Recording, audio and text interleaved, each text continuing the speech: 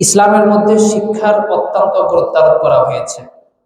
শিক্ষার গুরুত্ব ইসলামের মধ্যে অনেক। ইসলামের মধ্যে সাক্ষরতা, শিক্ষা, জ্ঞান অর্জনের উপর সর্বোচ্চ গুরুত্ব আরোপ করা হয়েছে, যেটা অন্যান্য ধর্মের মধ্যে করা হয়নি। ইসলামের শুরুই হয়েছে জ্ঞান দিয়ে, জ্ঞানের কথা দিয়ে, পড়া দিয়ে। আমরা জানি নবী করিম সাল্লাল্লাহু আলাইহি ওয়াসাল্লাম গারে হেরার মধ্যে ছিলেন, তিনি ধ্যানে মগ্ন ছিলেন, তিনি সেখানে আবাদত করতেন। তার সর্বপ্রথম ওহীটাই এসেছে ইকরা বিসমি রাব্বিকাল্লাযী খালাক দিয়ে। তার মানে পড়ো তোমার প্রভুর নামে যিনি তোমাকে সৃষ্টি করেছেন। তার মানে ইসলামের ওহীর শুরুটাই হয়েছে কি দিয়ে? পড়াপড়ি দিয়ে, শিক্ষা দিয়ে। এর থেকে আমরা বুঝে নিতে পারি শিক্ষার গুরুত্ব ইসলামে কতটুকু। শিক্ষা ছাড়া কোনো গতি নেই, শিক্ষার কোনো বিকল্প নেই। আমরা রাসূলুল্লাহ সাল্লাল্লাহু আলাইহি সাল্লামের হাদিস শরীফের দিকে যদি তাকাই, দেখতে পাই রাসূলুল্লাহ সাল্লাল্লাহু আলাইহি সাল্লাম সুস্পষ্টভাবে বলে দিয়েছেন, তালাবুল ইলমি ফারিইদাতুন আলা কুল্লি মুসলিমিন ওয়া মুসলিমা। এটা আমরা প্রত্যেকে জানি, প্রত্যেকে হাদিসটা আমাদের প্রত্যেকের মুখস্থ আছে। যেহেতু আমাদের সন্তানরা নুরানি মাদ্রাসায় পড়ে, নুরানি মাদ্রাসার বাচ্চারা এটা পড়ে, তাদের থেকে আমরা শুনে শুনে আমরা এটা শিখে ফেলেছি। তালাবুল ইলমি ফারিইদাতুন আলা কুল্লি মুসলিম। রাসূলুল্লাহ সাল্লাল্লাহু আলাইহি সাল্লাম বলেছেন, দ্বীনি ইলম, দ্বীনি শিক্ষা তলব করা, অনুসন্ধান করা, শিক্ষা অর্জন করা প্রত্যেক মুসলিম নরনারীর উপর ফরজ। ফরজ মানে যেটা ছাড়া কোনো কি নাই, গতি নেই। এখন এখানে কোন জ্ঞান ফরজ, কতটুকু ফরজ সে নিয়ে বিস্তর কথাবার্তা আছে। সংক্ষিপ্তভাবে যদি বলি, আপনি মুসলিম হিসাবে এবং একজন মানুষ হিসাবে, কয়টা কথা? দুইটা কথা। মুসলিম হিসাবে এবং একজন মানুষ হিসাবে যা যা জানাটা আপনার জন্য জরুরি, তা তা শিক্ষা করাটাই আপনার জন্য ফরজে আইন। বুঝাতে পারছি? দ্বীনি ইলম, দ্বীনি শিক্ষা অর্জন করা। ফরজ বলতে দুই প্রকারের ফরজ আছে, একটা হচ্ছে ফরজে আইন আর একটা হচ্ছে ফরজে কিফায়া। ফরজে আইন মানে যেটা আমাদের প্রত্যেকের উপর ফরজ, সেটা কোন আইন, কোন শিক্ষা, যে শিক্ষা ছাড়া আমাদের একজন মুসলিম হিসাবেও চলতে পারবো না, যে শিক্ষা ছাড়া একজন মানুষ হিসাবেও আমাদের জন্য চলাটা সম্ভব নয়। যেমন আপনি একজন ব্যবসায়ী, ইসলামের দৃষ্টিতে ব্যবসায়ীর দৃষ্টান্ত কেমন হওয়া উচিত এ ব্যাপারে আপনার জানা থাকা উচিত। আপনি নামাজ পড়ছেন, আপনার জন্য নামাজ শিক্ষা অর্জন করাটা ফরজ। আপনি নামাজের জন্য কোরআনে কারীমের তেলাওয়াত নামাজের মধ্যে করতে হয়, সুতরাং কোরআনে কারীমের তেলাওয়াত যতটুকু নামাজের মধ্যে করতে হবে ততটুকু আপনার জন্য শিক্ষা করাটা ফরজ আইন। যদি আদায় না করেন, আল্লাহ পাকের পক্ষ থেকে শাস্তির জন্য অপেক্ষা করেন। আপনাকে সরকার কর্তৃক একটা নির্দেশনা দেওয়া হয়েছে, এটা আপনার জন্য করতেই হবে, বাধ্যতামূলক। আপনি যদি না করেন, সরকার কর্তৃক শাস্তির কথা আছে।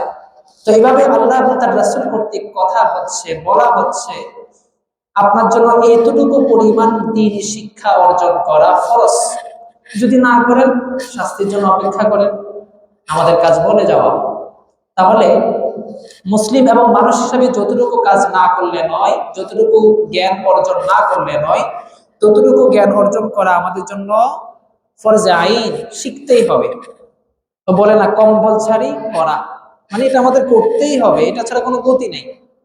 আপনি ব্যবসা করছেন, ব্যবসার সম্পর্কে ইসলামের দিক নির্দেশনা জানতে হবে, আপনার ব্যবসার সিস্টেমকে জানতে হবে, ব্যবসার মধ্যে কোনটা হালাল কোনটা হারাম সেটা আপনার জানতে হবে। আপনি বিবাহ করতেছেন, বিবাহের ব্যাপারে ইসলামের হুকুম কি, স্বামী স্ত্রীর অধিকার কি, এটা আপনার জানতে হবে। আপনার পিতামাতা আছে, পিতামাতার অধিকার কি আপনার জানতে হবে। আপনি একজন সমাজের নেতৃত্বস্থানীয় লোক, দায়িত্বশীল লোক, সেই হিসেবে আপনার জানতে হবে। মোট কথা যেটাকে বলা হয় ইলমু আহওয়াল, ইলমুল আহওয়াল। কি বলে? ইলমুল আহওয়াল।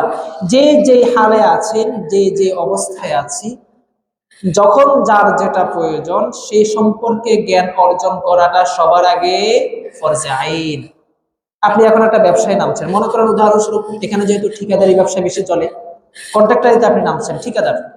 আপনি একজন ঠিকাদার হিসাবে ইসলামের দৃষ্টিতে আপনাকে কি বলা হয়েছে? আপনার ঠিকাদারি কাজটা আপনি কিভাবে করতে হবে, ইসলাম আপনাকে কি বলেছে? এ ব্যাপারে আপনার প্রথমত আগে জ্ঞান অর্জন করতে হবে, এরপরে ঠিকাদারি করে ভালো মতো ব্যবসা বাণিজ্য করে টাকা পয়সা ইনকাম করতে পারবেন। প্রথমত কি করতে হবে? আপনার জ্ঞান অর্জন করতে হবে, শিক্ষা অর্জন করতে হবে। শিক্ষা ছাড়া কোনো গতি নেই। আপনি শিক্ষা ছাড়া আপনি ঠিকাদারি কাজটা করবেন কিভাবে? আপনাদের সেখানে এদিক সেদিক চলে যাওয়ার সম্ভাবনা আছে যদি আপনি দিনের শিক্ষা যদি না জানেন। তাহলে আপনি যেখানেই থাকেন, এক কথায় যেটাকে বলা হয় ইলমুল আহওয়াল, প্রত্যেকের জন্য যেই যে অবস্থায় আছে, যেই যেই কাজের সম্মুখীন হবে, সে কাজ, সে অবস্থা, সেই জিনিস সম্পর্কে তার জ্ঞান অর্জন করাটা ফরজে আইন। বুঝতে পারছি? তাহলে একটা হচ্ছে ফরজে আইন, আরেকটা হচ্ছে ফরজে কিফায়া, যেটা সামগ্রিক বিষয়ে, সব কিছুর বিষয়ে মুসলমানদের মধ্যে থেকে একটা গ্রুপ থাকা উচিত যারা সব বিষয়ে জানবে। মনে করেন আপনি একজন ব্যবসায়ী, আপনার তো ইমামতি কেমনে করতে হবে সেই বিষয়কে আপনার জানাটা কি জরুরি? ফরজে আইন? ফরজে আইন নয়, কিন্তু আপনি যদি জানেন আলহামদুলিল্লাহ। তবে একটা গ্রুপ থাকা লাগবে মুসলমানদের মধ্যে, প্রত্যেক জনগোষ্ঠীর মধ্যে একটা গ্রুপ থাকতে হবে যারা সব বিষয়ে জানবে, ইসলামের সব বিষয়ে, খুঁটিনাটি সব বিষয়ে যারা জানবে, এমন একটা গ্রুপ প্রত্যেক জনগোষ্ঠীর পক্ষ থেকে তৈরি করা এবং তাদেরকে সহযোগিতা করা জরুরি, ফরজ।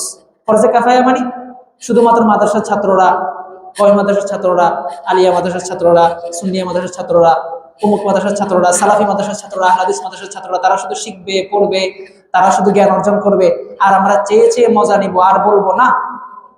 ফরজে কিফায়া এটা, এটা তো আমাদের জন্য জরুরি না, এটা তাদেরটা তারা করতেছে। সুতরাং আমার একটা ছেলে ওই ওই মাদ্রাসায় পড়তেছে, তো সুতরাং এই এলাকা থেকে ফরজে কিফায়ার ফরজটা আদায় হয়ে গিয়েছে, না, এমন করলে হবে না। ফরজে কিফায়া মানে সামগ্রিকভাবে ফরজ। ফরজে কিফায়ার বাংলা কি? সামগ্রিকভাবে ফরজ, সমষ্টিগতভাবে ফরজ।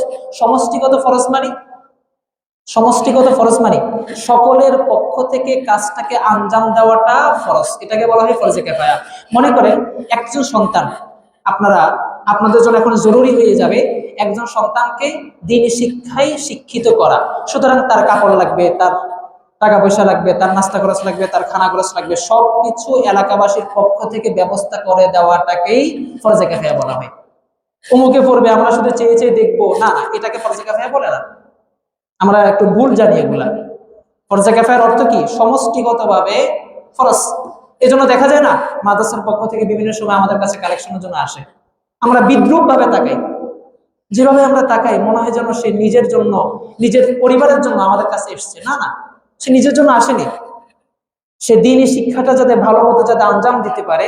মাদ্রাসার মধ্যে কিছু এতিম আছে, এতিমদের ভরণ পোষণ যাতে ভালো মতো যাতে হয়, ব্যবস্থা যাতে হয়, সেই জন্য তারা আমাদের কাছে আসে এবং ওই সমস্ত এতিম বাচ্চাদের জন্য আসে, নিজেদের জন্য আসে না। তাহলে আমাদের দৃষ্টিভঙ্গি পাল্টানো উচিত। একটা মাদ্রাসা করতে হচ্ছে, সেটার জন্য আমাদের কাছে আসছে কেন? ওই যে আপনার ফরজে কিফায়া, সমষ্টিগতভাবে সকলের উপর যে কাজটা ফরজ, সেই কাজটা যাতে আঞ্জাম যাতে দিতে যেতে পারেন।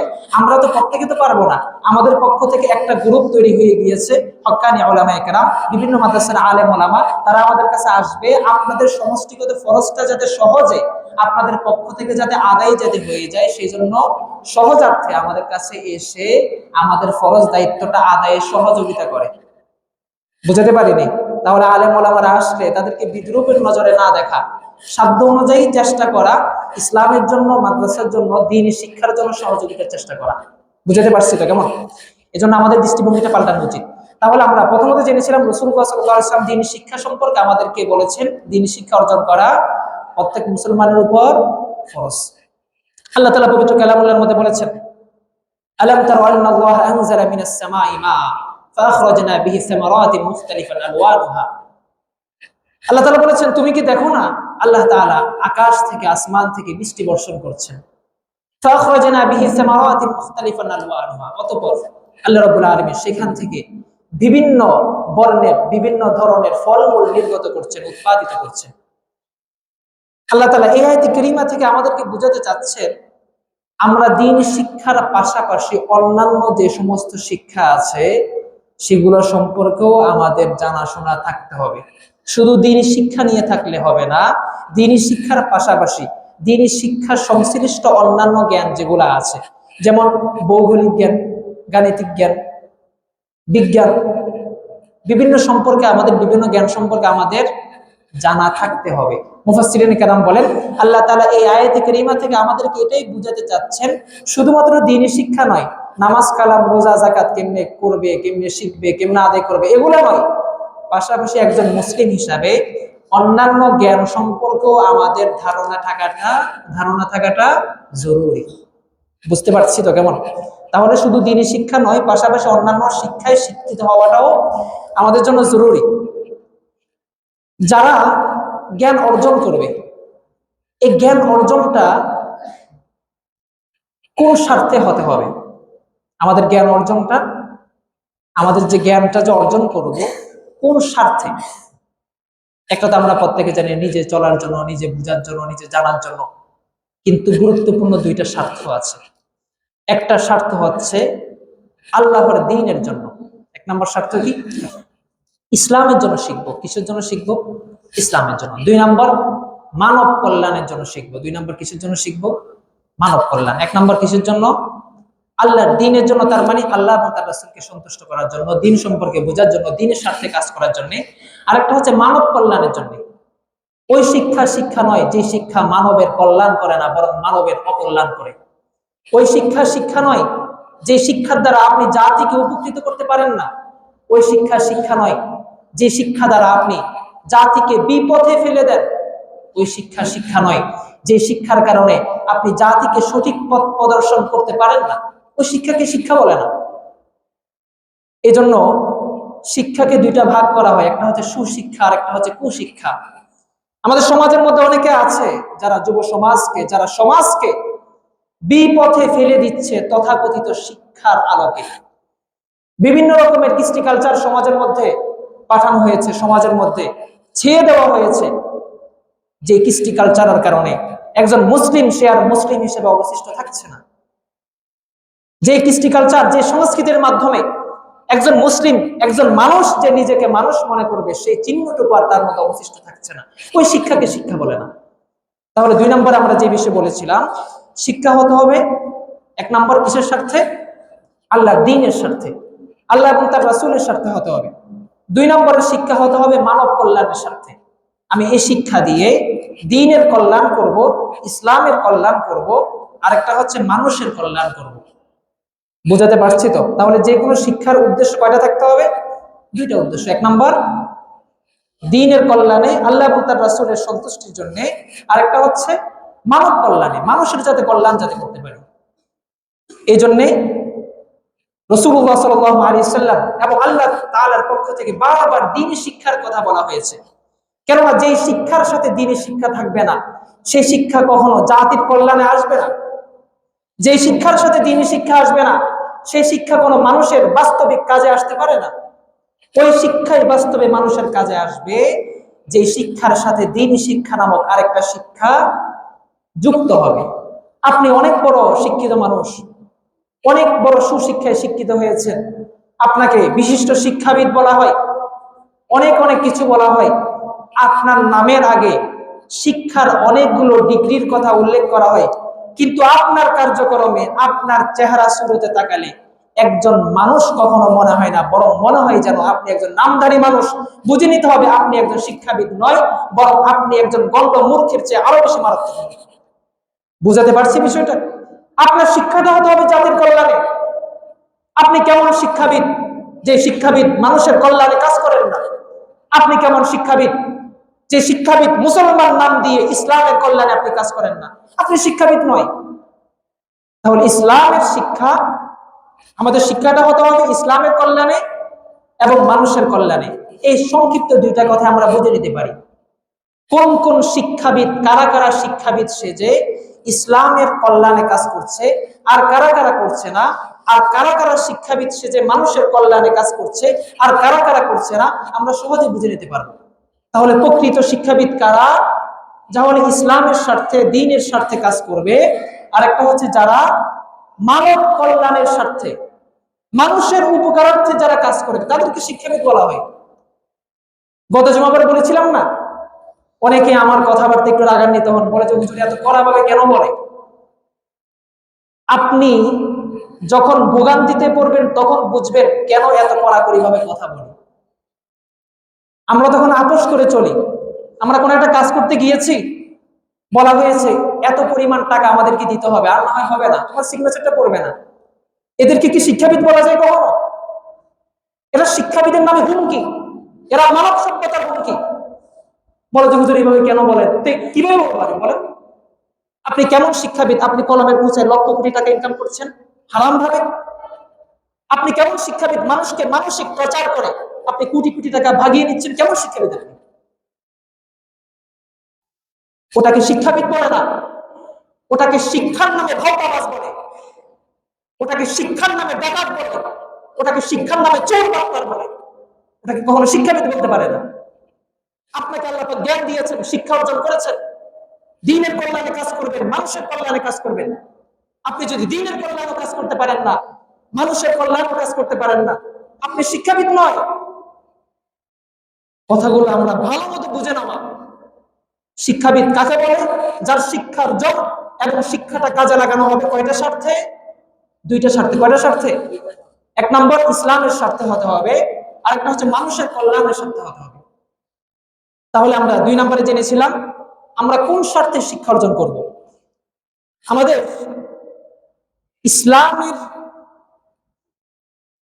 বিভিন্ন বিষয় সম্পর্কে যদি আমরা পর্যালোচনা করি, কোরআনে কারীমের অসংখ্য আয়াতে কারীমা এবং রাসূলুল্লাহ সাল্লাল্লাহু আলাইহি সাল্লামের অসংখ্য হাদিস শরীফ থেকে যদি আমরা একটু যাচাই বাছাই করি, দেখতে পাবো শিক্ষার ব্যাপারে ইসলামের মধ্যে অত্যন্ত খুবই গুরুত্ব আরোপ করা হয়েছে। হাদিসের মধ্যে এসেছে রাসূলুল্লাহ সাল্লাল্লাহু আলাইহি সাল্লাম বলেছেন, মান ইউরিদিল্লাহু বিহি খায়রান ইউফাক্কিহু ফিদ-দ্বীন।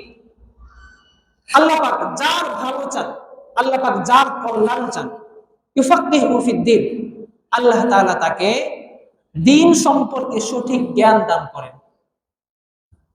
বুঝে নিতে হবে আপনি দ্বীন সম্পর্কে জানেন মানে আপনাকে সমাজ বিভিন্ন রকমের কথাবার্তা বলুক, আপনাকে বলুক তুমি কি অমুক দলের কর্মী হয়ে গিয়েছ, তুমি কি অমুক গোষ্ঠীর অনুসারী হয়ে গিয়েছ, যাই বলুক আপনার বুঝে নিতে হবে আপনি দ্বীনের পথে চলছেন, আপনার কাছে দ্বীন সম্পর্কে জ্ঞান আছে মানে রাসূলুল্লাহর কথা সত্য। ইউফাক্কিহু ফিদ-দ্বীন মান ইউরিদিল্লাহু বিহি, তার মানে বুঝতে হবে আল্লাহ পাক আপনার জন্য কি চেয়েছেন?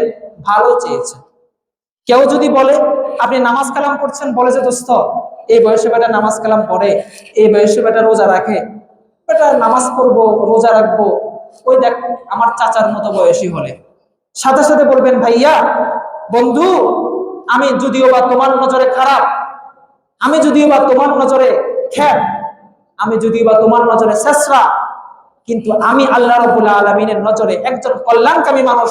আল্লাহ পাক আমার কল্যাণ, আমার ভালো চেয়েছেন বিধায় আমাকে দ্বীনি বুঝ দান করেছেন। সুবহানাল্লাহ।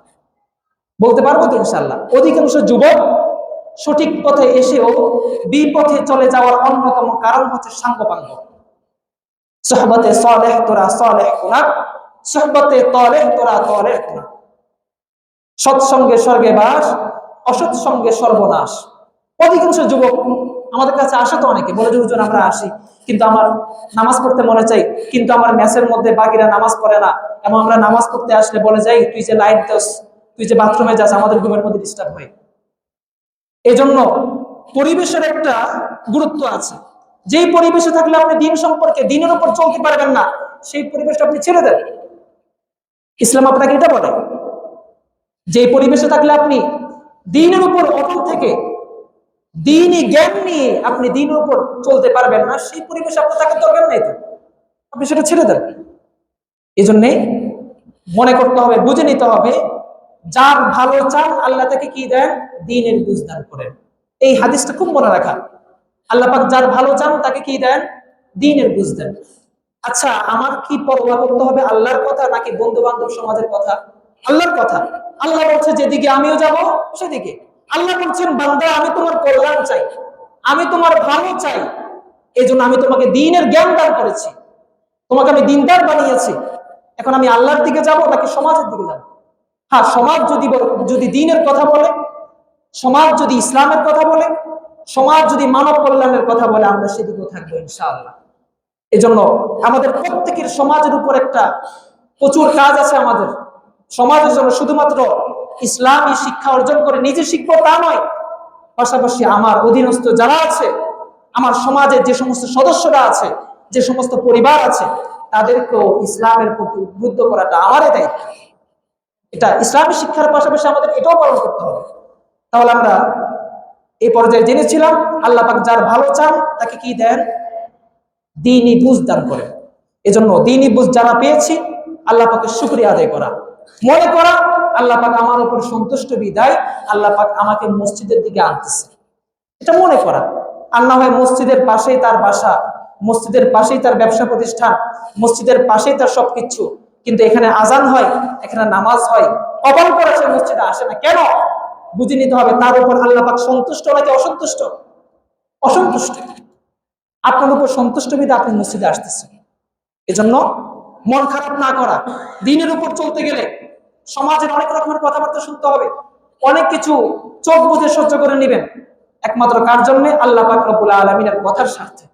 তিনি খুশি আমার উপর, তিনি আমার ভালো চেয়েছেন বিদায় আমি এই পথে আছি, এই পথে থাকবো, আজীবন থাকার চেষ্টা করবো ইনশাআল্লাহ। তাহলে আপনি কোন একটা কাজ করবেন, ওই কাজের শুদ্ধ এবং অশুদ্ধ নির্ভর করে আপনার জ্ঞানের উপর। একটা কাজ আপনি করছেন, এই কাজটা কি শুদ্ধ হচ্ছে নাকি অশুদ্ধ হচ্ছে, ঠিক হচ্ছে নাকি ব্যাঠিক হচ্ছে, এই বিষয়টা নির্ভর করবে কিসের উপর? জ্ঞানের উপর। আপনি যদি সঠিকভাবে যদি জ্ঞান অর্জন করে কাজটা যদি করেন সঠিক হবে। আপনি যদি জ্ঞান ছাড়া, জানা ছাড়া, বোঝা ছাড়া আপনি যদি কাজটা যদি করেন সেটা ব্যাঠিক হওয়ার সম্ভাবনাও আছে। এই কারণে আল্লাহ পাক রব্বুল আলামিন আমলের আগে, এমনকি ঈমানের আগেও পর্যন্ত সবার আগে বলেছেন জ্ঞান অর্জন করার জন্য। কি বলেছেন? আল্লাহ পাক রব্বুল আলামিন পবিত্র কালামুল্লাহর মধ্যে বলেছেন ফাআলাম আন্নাহু লা ইলাহা ইল্লাল্লাহ।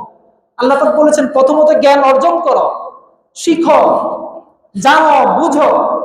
আল্লাহ পাক রব্বুল আলামিন অন্যত্র আয়াতে কারীমার মধ্যে বলেছেন যারা শিক্ষা অর্জন করে, যারা জ্ঞান অর্জন করে তাদের ফজিলত, তাদের মর্যাদা উল্লেখ করতে গিয়ে আল্লাহ তাআলা বলেন ইয়ারফাইল্লাহু আল্লাযীনা আমানু মিনকুম ওয়াল্লাযীনা উতুল ইলমা দারাজা। আল্লাহ বলেন তোমাদের মধ্যে যাদেরকে ঈমানের মতো দৌলত দেওয়া হয়েছে, ওয়াল্লাযীনা উতুল ইলমা, এবং যাদেরকে জ্ঞান শিক্ষা দেওয়া হয়েছে, ইয়ারফাইল্লাহু আল্লাযীনা আমানু মিনকুম ওয়াল্লাযীনা উতুল ইলমা দারাজা। আল্লাহ পাক তাদের মর্যাদা অনেক অনেক গুণে অনেক উঁচুতে বাড়িয়ে দিয়েছেন। সুবহানাল্লাহ। তাহলে যারা জ্ঞানী, যারা ঈমানদার তাদের মর্যাদা কম নাকি বেশি? শুধু বেশি নাকি অনেক বেশি? দারাজা এটা বহুবচন। আল্লাহ পাক যদি চাইতেন এটা বলতে পারতেন আল্লাহ পাক তোমার মর্যাদা বাড়িয়ে দিয়েছেন, না তিনি এটা বলেন নাই। আল্লাহ পাক তোমার মর্যাদা সমূহ বাড়িয়ে দিয়েছে। একটা হচ্ছে মর্যাদা, আরেকটা হচ্ছে মর্যাদা সমূহ। কোনো তফাৎ আছে কিনা? পানির বোতল আর পানির বোতল সমূহ পার্থক্য কি? পানির বোতল মানে একটা পানির বোতল, আর পানির বোতল সমূহ মানে তিনের অধিক, দুই বা ততোধিক পানির বোতল।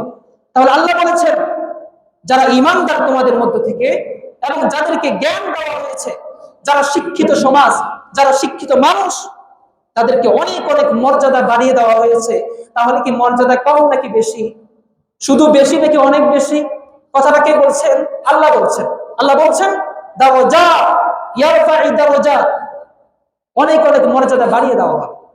তাহলে যে কাজের জন্য মর্যাদা বাড়িয়ে দেওয়া হবে, যে পথে চললে মর্যাদা বাড়িয়ে দেওয়া হবে, সে পথে আমরা যাব না কেন? শিখবো না কেন? আমরা এখন আজকাল শিখতে চাই না। এখন কথা হচ্ছে আমরা শিখবো কিভাবে? শিখার কয়েকটা পদ্ধতি আছে। এক নম্বর সাক্ষরতার মাধ্যমে, লেখাপড়ার মাধ্যমে। এক নম্বর কিসের মাধ্যমে? লেখাপড়ার মাধ্যমে, পড়ালেখার মাধ্যমে আপনি শিখবেন। পড়ালেখার কি নির্দিষ্ট কোনো বয়স আছে? একাডেমিক কিছু বয়স থাকতে পারে, স্কুল কলেজ ভার্সিটির সিলেবাস অনুসারে তাদের সিস্টেম অনুযায়ী কিছু বয়স থাকতে হবে। কিন্তু আপনি যদি ব্যক্তিগতভাবে যদি পড়ালেখা যদি করতে চান, পড়ালেখার কোনো শেষ আছে? পড়ালেখার কোনো কি নাই? শেষ নাই। একটা আরবি প্রবাদ বাক্য আছে না, তুমি দোলনা থেকে কবর পর্যন্ত শিখতে থাকো, তাআল্লামুল ইলমা। এটা হাদিস না, আমরা অনেকে এটাকে হাদিস বলে ফেলি। এটা কি না? হাদিস না। অনেক স্কুল কলেজের, এমনকি অনেক দ্বীনি প্রতিষ্ঠানের দেয়ালের মধ্যে লেখা হয়ে থাকে দোলনা থেকে কবর পর্যন্ত জ্ঞান অর্জন করতে থাকো, নিচে লেখা থাকে আল হাদিস। এটা আল হাদিস না, এটা একটা আরবি একটা প্রবাদ বাক্য। তাহলে আমাদের শুরু থেকে শেষ পর্যন্ত কি করতে হবে? জ্ঞান অর্জন করতে হবে। এখন জ্ঞান অর্জন করব কিভাবে? 1 নম্বর পদ্ধতি হচ্ছে পড়ালেখার মাধ্যমে। কিসের মাধ্যমে? প্রচুর পরিমাণে পড়ালেখা করতে হবে, প্রচুর পরিমাণে আপনার লিখতে হবে, প্রচুর পরিমাণে আপনার পড়তে হবে। এখন কথা হচ্ছে আপনি ব্যস্ত মানুষ, পড়তে পারেন না, লিখতে পারেন না, কি করবেন? শুনবেন। কিসের মাধ্যমে? শোনার মাধ্যমে। কি করবেন? শুনবেন। বিভিন্ন সময় যারা জানে তাদের শরণাপন্ন হবে, তাদের কাছে আসবেন, তাদের লেকচার শুনবেন। এখন তো আজকাল তো অনলাইনের যুগ, একদমই সহজ, ইউটিউবের মধ্যে সবকিছুই পাওয়া যায়। সবকিছু পাওয়া যায় না? এখন এখানে আর একটা সমস্যা আছে। কি সমস্যা? বলে যে হুজুর, আপনি যে বলতেছেন জ্ঞান অর্জন করতে, দ্বীনি পথে যে চলতে বলতেছেন, এখন আমরা যদি যাইতে চাই, আমরা কার থেকে শিখবো? আপনি যে বলতেছেন শুনে শুনেও শেখা যায়, কার থেকে শুনবো? এখন আমি অবশ্যই বলবো যারা জানে তাদের থেকে শুনবেন। এখন হুজুর কারা জানে? আলেম ওলামারা জানে। বলে যে হুজুর, এখন আলেম ওলামার কাছে যদি যাই, উনি এক কথা বলে, উনি এক কথা বলে, উনি এক কথা বলে, উনি আরেক কথা বলে। উনি যার কাছে পরবর্তীতে যাব তাকে বলে জাহান্নামী, যার কাছে গিয়েছি তিনি বলে তুই আগে যার কাছে গেছিস সেও জাহান্নামী। এখন হুজুর ঘুরে ফিরে তো উভয় ঘুরে ফিরে তো জাহান্নামী। এখন তার কাছ থেকে শিখতে গেলাম সেও জাহান্নামী আরেকজনের ফতোয়ায়, আপনার কাছে শিখতে গেলাম আপনিও আরেকজনের ফতোয়ায় জাহান্নামী। আমরা কোন দিকে যাব? এটা একটা সমস্যা কিনা? এই সমস্যার সমাধান কিন্তু রাসূলুল্লাহ সাল্লাল্লাহু আলাইহি সাল্লাম বহু আগে দিয়ে গিয়েছেন। তিনি বলেছেন ফাসায়ারা ইখতিলাফান কাসীরা। সাহাবে কেরাম, বনী ইসরাইলের মধ্যে 72টা গোষ্ঠী হয়েছে। কয়টা গোষ্ঠী? 72টা। আমার উম্মতের মধ্যে 73টা জনগোষ্ঠী হবে, 73টা গোষ্ঠী হবে। ফাসায়ারা ইখতিলাফান কাসীরা, তোমরা আমার পরে অনেক অনেক মতভেদ, অনেক অনেক ইখতিলাফ তোমরা দেখতে পাবে। শুধু ইখতিলাফ বলেন নাই, কাসীরা বলেছেন। কি বলেছেন? কাসীরা মানে বেশি। কাসীরা মানে কি? রাসূলুল্লাহ সাল্লাল্লাহু আলাইহি ওয়াসাল্লাম যদি চাইতেন তিনি বলতে পারতেন তোমরা ইখতিলাফ দেখতে পাবে, তিনি এটা বলেন নাই। তিনি ইখতিলাফের সাথে আরেকটা বিশেষ্য যোগ করেছেন। সেটা কি? কাসীরা। কম নাকি বেশি? কম নাকি বেশি? বর্তমানে কি আমরা আলেমদের মধ্যে মতানৈক্য কম দেখতে পাই নাকি বেশি দেখতে পাই? দেখবেন পৃথিবীর মধ্যে যত ভেজাল, যত গুতাগুতি, যত ফারাফারি সবগুলো আলেম ওলামার মধ্যে। এখন কথাটা শুনে অনেকে খুব খুশি হয়ে গেছেন না? বলে যে হ্যাঁ, হুজুর তো আজকে আলেম ওলামাদেরকে ইচ্ছা মতো বলতেছে। আপনার জন্য কিছু করণীয় আছে। রাসূলুল্লাহ সাল্লাল্লাহু আলাইহি ওয়াসাল্লাম বলেছেন ফাসায়ারা ইখতিলাফান কাসীরা ফাইন্নাহু মান ইয়াইশ মিনকুম বা'দি ফাসায়ারা ইখতিলাফান কাসীরা। ও আমার সাহাবীরা, যারা আমার পরে তোমরা জীবিত থাকবে, যারা আমার পরে বেঁচে থাকবে, ফাসায়ারা ইখতিলাফান কাসীরা, অতি সত্বর তোমরা অনেক অনেক মতানৈক্য, অনেক অনেক মতভেদ দেখতে পাবে। এখন তোমরা কি করবে? রাসূলুল্লাহ সাল্লাল্লাহু আলাইহি ওয়াসাল্লাম বলেছেন ফাআলাইকুম বিসুন্নতি ওয়া সুন্নাতিল খুলাফাইল মাহদিয়িন আর-রাশিদিয়িন। রাসূলুল্লাহ কি বলেছেন? ফাআলাইকুম বিসুন্নতি। যখন তোমরা অনেক অনেক মতভেদ দেখতে পাবে, এক এক হুজুর এক এক কথা বলে, এক এক দিকে গেলে এক এক কথা শুনতে পাই, এক এক দরবারে এক এক এক এক মাসালা, আরেক দরবারে আরেক আরেক মাসালা, আমরা এখন কোন দিকে যাব? কোন দিকে যাব? রাসূল বলেছেন ফাআলাইকুম বিসুন্নতি, তোমাদের উপর জরুরি একমাত্র আমার সুন্নতকে অনুসরণ করা। কার সুন্নত অনুসরণ করা? সুন্নত মানে তরিকা, সুন্নত মানে পদ্ধতি। এরপরে বলেছেন ওয়াসুন্নাতিল খুলাফাইর রাশিদিন আল মাহদিয়িন। এরপরে বলেছেন আমার খুলাফায়ে রাশিদিন, আমার খুলাফায়ে কেরাম যারা আছে তাদের পদ্ধতি অনুসরণ করে তোমরা জীবন পরিচালনা করবে। তাহলে রাসূল তো আমাদেরকে তো রূপরেখা দিয়ে গিয়েছেন কিনা? তাহলে আমরা যে বলি হুজুর এদিকে যাব না ওদিকে যাব, আপনার এদিক সেদিক যাওয়ার দরকার কি? আপনি রাসূলের সুন্নতের দিকে যান, আপনি খুলাফায়ে রাশিদিনের সুন্নতের দিকে যান। আমি একটা কথা বলি, প্রত্যেকটা মানুষের কিছু স্বার্থ আছে কিনা? আমার যদি একটা দরবার থাকতো, মনে করেন আমি এখানে একটা দরবার নিয়ে বসে আছি, আমার নাম যেহেতু তাওহীদ, আমি এখন আমার দরবারের নাম দিলাম দরবারে তাওহীদিয়া। এখন বিভিন্ন পোস্টারে আমার নাম লেখা হলো তাওহীদুল ইসলাম পীর সাহেব দরবারে তাওহীদিয়া। এখন আমার দরবারে লোক কি বেশি করতে চাইবো নাকি কম করতে চাইবো? আমার দরবারের লোক বেশি হলে আমার ফায়দা নাকি কম হলে বেশি ফায়দা? তাহলে মানুষ হিসেবে আমার মধ্যে একটা স্বার্থ আছে কিনা? তাহলে আমি আপনাদেরকে প্রত্যেক জুমায় তিন মিনিট করে করে আমার দরবারের কিছু বৈশিষ্ট্য আলোচনা করব কিনা? মানুষ হিসেবে এটা করতে পারি কিনা? যেহেতু আমি মানুষ, আমিও চাই আমার কিছু কি হোক, সমর্থক হোক, কিছু ফ্যান ফলোয়ার হোক, দরবারে তাওহীদের মধ্যে কিছু লোক আসুক, এটা আমি চাইবো কিনা? তাহলে আপনি যদি সঠিক মানুষ যদি হন, আপনার মধ্যে আল্লাহ পাক যদি আকল যদি দিয়ে থাকেন, এই আকলটা দিয়ে যদি আপনি সঠিক বাস বিচার যদি করতে যদি পারেন, আমি হাজারো আমার দরবারের দিকে যদি তাকাই, আপনি কি আসবেন নাকি চলে যাবেন? হাদিসের মধ্যে এসেছে রাসূলুল্লাহ সাল্লাল্লাহু আলাইহি ওয়াসাল্লাম বলেছেন, সায়াকুনু ফি আখিরিজ জামানি উনাসুম মিন উম্মতি ইউহাদ্দিসুনাকুম বিমা লাম তাসমাউ আনতুম ওয়ালা আবাউকুম। রাসূলুল্লাহ সাল্লাল্লাহু আলাইহি ওয়াসাল্লাম বলেছেন, অতি সত্য আমার পরবর্তী যুগে এমন কিছু মানুষ আসবে, উনাসুম মিন উম্মতি, অন্য রাওয়ায়াতের মধ্যে আছে উব্বাদুম মিন উম্মতি, আমার উম্মতের মধ্যে কিছু মানুষ আসবে, কিছু আলেম আসবে, ইউহাদ্দিসুনাকুম বিমা লাম তাসমাউ আনতুম ওয়ালা আবাউকুম, যারা তোমাদের কাছে আমার নামে এমন এমন হাদিস বলবে, বিমা লাম তাসমাউ আনতুম ওয়ালা আবাউকুম, যে হাদিসগুলো তোমরাও শুনো নাই, তোমাদের বাপ দাদারাও শুনে না। নতুন নতুন হাদিস শুনেন কিনা? শুনেন না মনে হয়। কয়েকদিন আগে একজন আমার কাছে এসেছে, হুজুর অমুক দিবসটা উদযাপন করলে নাকি আবু বকরের সাথে জান্নাতে থাকা যাবে। একজন এসছে, অমুক দিবসটা অমুক দিনে এতটা বাজে এতটা সময় থেকে অমুক জায়গাতে গিয়ে যদি উদযাপন করে এবং অমুক দিবস উদযাপনের জন্য যদি একটা টাকাও যদি দান করা হয়, সে নাকি আবু বকর রাদিয়াল্লাহু তাআলা আনহুর সাথে জান্নাতে থাকবে। আমি প্রথম প্রথম হাদিসটা শুনে আমি আসমান থেকে বললাম, কিরে ভাই, এমন হাদিস তো আমি জীবনে তো শুনি নাই। এত হাদিসের কিতাব পড়লাম, পরে আমি একটু তালাশ করলাম, দেখলাম যে এমন একটা হাদিসও আছে, এটা ওই হাদিস নাকি এই হাদিস।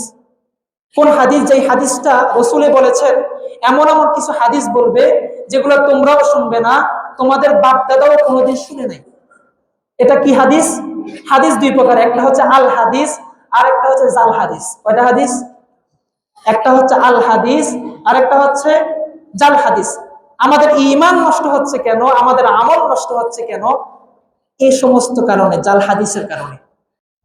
রাসূলুল্লাহ বলেছেন এমন এমন কিছু মানুষ আসবে যারা এমন এমন কিছু হাদিস বলবে, বিমা লাম তাসমাউ, যা তোমরা শুনো নাই, আনতুম ওয়ালা আবাউকুম, আবাউকুম মানে তোমাদের বাপ দাদারা, তোমরাও শুনো নাই, তোমাদের বাপ দাদারাও শুনো নাই। নতুন নতুন কিছু হাদিস আসতেছে, দেখবেন আনকমন আনকমন কিছু হাদিস। অমুক জায়গাতে গেলাম, কেউ যদি একটা মাদ্রাসার ছাত্রের উপর যদি হাত বুলিয়ে দেয়, আল্লাহ পাক তাকে তার আমল নামে 70,000 নাকি লিখে দিবেন। আমি তো টাসকি খেয়ে গেলাম, কিরে এমন হাদিস কোত্থেকে? একজন হুজুর বয়ান করতেছে, মাদ্রাসার ছাত্রের উপর মাথার উপর যদি আপনি হাতটা বুলিয়ে দেন, আপনার আমল নামে নাকি 70,000 নাকি লিখে দেওয়া হবে। আমি কিরে ভাই, এমন হাদিস আমি জীবনেও তো শুনিনি। তাহলে এমন এমন কিছু হাদিস আসবে, রাসূল বলেছেন উব্বাদুম মিন উম্মতি, আমার উম্মতের লোকই হবে তারা, বিমা লাম তাসমাউ আনতুম ওয়ালা আবাউকুম, যা তোমরাও শুনো নাই, তোমাদের বাপ দাদারাও শুনো নাই। তো এখন তোমরা কি করবে? রাসূল আমাদেরকে একটা মূলনীতি বলে দিয়েছেন, আমাদেরকে আদেশ করেছেন, ফাইয়াকুম ওয়া ইয়াহুম। কয়টা কথা? ইয়াকুম ইয়াহুম। রাসূলের কথা কোনটা বলেন? ইয়াকুম ইয়াহুম, ইয়াকুম ইয়াহুম। রাসূল বলেছেন দূরে থাকো, দূরে রাখো। কয়টা কথা? দুইটা, দূরে থাকো, দূরে রাখো। যারা এমন এমন হাদিস নিজের স্বার্থের জন্য, নিজের দরবারের জন্য, নিজের দর ভারী করার জন্য তোমাদের কাছে এমন এমন হাদিস আবিষ্কার করবে, এমন এমন হাদিস বর্ণনা করবে যেগুলো তোমরাও শুনো নাই, তোমাদের বাপ দাদারাও শুনো নাই, এমন হাদিস কেউ যদি এসে যদি বলে, সে যত বড় পিশাব হোক, যত বড় বুজুর্গ হোক, যত বড় হুজুর হোক, কয়টা কাজ? দুইটা কাজ। কয়টা কাজ? দূরে থাকো, দূরে রাখো। দূরে থাকো, মনে থাকবে তো ইনশাআল্লাহ? এটা কি আমার কথা নাকি হাদিসের কথা? মুসলিম শরীফে আছে, তালাশ করে দেখেন, পাবেন। আপনার রেফারেন্স যদি তালাশ করতে হয়, জুমার পর আমার সাথে দেখা করিয়ে নেন। আর এমনিতে আপনাদের যে কোনো প্রশ্ন যদি থাকে, পরবর্তীতে আমার সাথে দেখা করবেন, সমস্যা নেই। রাসূল কয়টা কথা বলেছেন? দুইটা কথা, দূরে থাকো, দূরে রাখো। দূরে থাকো মানে তারা যেখানে কথা বলে, যে মজলিসে কথা বলে, সেই মজলিসে আমরা যাব না। দূরে রাখো মানে ওদেরকে আমাদের কাছে ঘেঁষতেও দিব না। মনে থাকবে তো ইনশাআল্লাহ? অনেক কথাবার্তা হয়ে গিয়েছে। মূল কথা হচ্ছে দ্বীনি শিক্ষা আমাদের অর্জন করতে হবে। দ্বীনি শিক্ষা ছাড়া কোনো গতি নেই। এই দ্বীনি শিক্ষার ব্যাপারে আমরা, হাদিসের মধ্যে তো এটাও এসেছে, তোমরা সকালে সকালে মসজিদের মধ্যে দ্বীন শিক্ষা অর্জনের জন্য মসজিদ অথবা অন্য কোথাও যদি যাও, তোমাদের আমল নামাই আল্লাহ রাব্বুল আলামিন একটা পরিপূর্ণ হজের সওয়াব লিখে দিবে। এজন্য নির্দিষ্ট দিনের নির্দিষ্ট একটা পরিমাণ আমরা জ্ঞান অর্জন করতে পারবো ইনশাআল্লাহ। যে কোনো বিষয়ে 5 মিনিট হোক, আধা ঘন্টা হোক, 1 ঘন্টা হোক, সেটা আপনি পড়াপড়ি করে না পারেন, ইউটিউব থেকে শিখেন। তবে ইউটিউব থেকে শিখার বিষয়ে একটা মূলনীতি কি বলেছিলাম? যা তোমরাও শুনো নাই, তোমাদের বাপদাদারও শোনো নাই, এমন এমন কিছু স্বার্থের জন্য যে সমস্ত হাদিসগুলো বলা হবে তাদের থেকে দূরে থাকবে এবং তাদেরকে কি রাখবে, দূরে রাখবে। সর্বশেষ একটা হাদিস বলে শেষ করছি। রাসূলুল্লাহ সাল্লাল্লাহু আলাইহি ওয়াসাল্লাম বলেছেন, মাল্লাকুম আলাইয়া মা লাম আকুল, যে ব্যক্তি এমন কথা বলেছে যা আমি বলিনি, সেটা হুজুর হোক, আপনি হন বা যে হন, যে ব্যক্তি এমন কথা বলেছে যা আমি বলিনি, তার মানে মান কাযাবা আলাইয়া, যে ব্যক্তি আমার উপর মিথ্যা সাব্যস্ত করেছে, আমার উপর মিথ্যারোপ করেছে, ফালইয়াতাবাওয়া মাকআদাহু মিনান নার, রাসূলুল্লাহ সাল্লাল্লাহু আলাইহি ওয়াসাল্লাম বলেছেন তার উপর সে যেন তার জায়গাটাকে জাহান্নামের মধ্যে অন্তর্ভুক্ত করে নেয়। তার মানে তার জায়গায় কি জান্নাতে হবে নাকি জাহান্নামে হবে? সে যত বড় হুজুর হোক জান্নাতি হবে না জাহান্নামী হবে? মনে থাকবে তো ইনশাআল্লাহ। আমাদের জ্ঞান অর্জন করতে হবে এবং জ্ঞান অর্জনের কয়টা পদ্ধতি বলেছিলাম? দুইটা। একটা হচ্ছে পড়বো, শিখবো লেখাপড়ার মাধ্যমে, আরেকটা হচ্ছে শোনার মাধ্যমে। কাদের থেকে শুনবো? যাদের থেকে একমাত্র কোরআন এবং হাদিসের পিওর জ্ঞানগুলো পাবো। এদিক সেদিকের কথাবার্তা যারা বলে না, সঠিক জ্ঞানের কথা যারা বলে, আমরা তাদের কাছে যাব, তাদের কাছ থেকে শিখবো, তাদের থেকে তাদের সংস্পর্শে গিয়ে নিজেদের ঈমান আমলকে সঠিকভাবে গঠনের চেষ্টা করবো ইনশাআল্লাহ। আল্লাহ পাক রব্বুল আলামিন আমাদেরকে বেশি বেশি করে জ্ঞান অর্জন করে সঠিক পথ প্রদর্শন করে আমাদের জীবনকে পরিচালিত করার তৌফিক দান করুন, আমিন।